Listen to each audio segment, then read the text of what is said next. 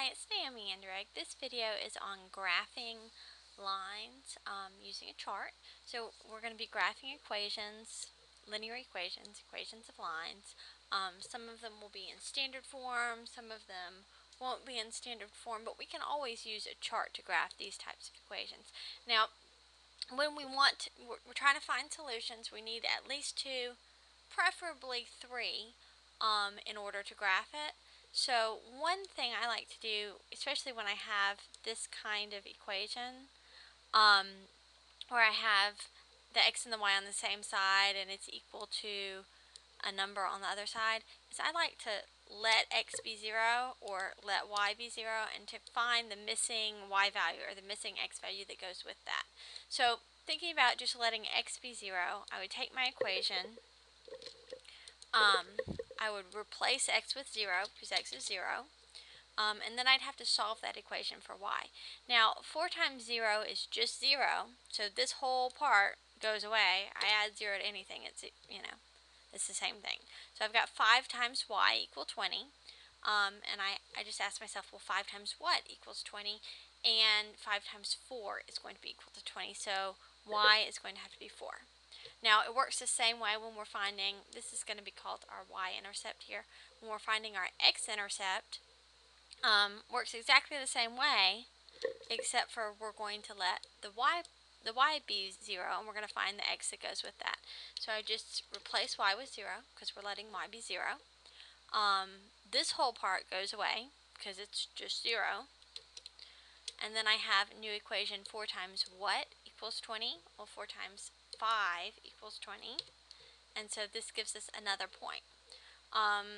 Let's see. I'm trying to find another good point. I could put in other values, like I could put in 1 for x, but that wouldn't work out well because then I'd have 4 plus 5y equals 20, and 5y would have to be 16, and 16 isn't a multiple of 5. So let's see, I could put in 5, that's a multiple of 5, so that would help, but then I'd get 0 and I'd have the same old thing. So maybe I'll put in 10, because that's a multiple of 5. This is a multiple of 5, this is a multiple of 5, everything's kind of working out. And then I have a new equation. It's just going to be 40. I'll subtract 40 from both sides, and I get 5y equal to negative 20. This part goes away because I subtracted 40. And then I'll get y has to be negative 4. So I have a third point to kind of use as a check. So I'm over here graphing. My first point is 0, 4. It's right here. My second point is 5, 0 over 5 up 0 right there. And then I have this third point, which is 10, negative 4. Looks like it's going to be right, well, shoot, better up here, right there, right there. So then if I graph the line through these points, I see they do all line up. This is really just a checkpoint, and this is the graph of that line. Okay, and every point on this line makes the equation true, and every point that makes the equation true is on that line. Let's do another one. Brand new equation, brand new chart. Here we have 2x plus 6y equals 12. Again, I'm going to let x be 0, and then I'll make this whole thing 0, and then I'll have 6 times y. That got slid. Okay. 6 times y will have to be 12, so y will have to be 2. If I let y be 0, on the other hand, this part will be 0. I'll have 2 times x equals 12, so x will have to be 6.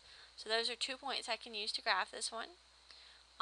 0, 2 is right here on the graph. 6, 0, let's see, I'm just going to go right over there, and I'll go ahead and draw my line. It's right there on the graph, and that's the graph of this line, 2x plus 6y equals 12. All the points on the line make the equation true. Every point that makes the equation true is also on the line. So it's just a visual representation of all those many, many solutions that this type of equation has. So, again, well, I hope this helped. Bye.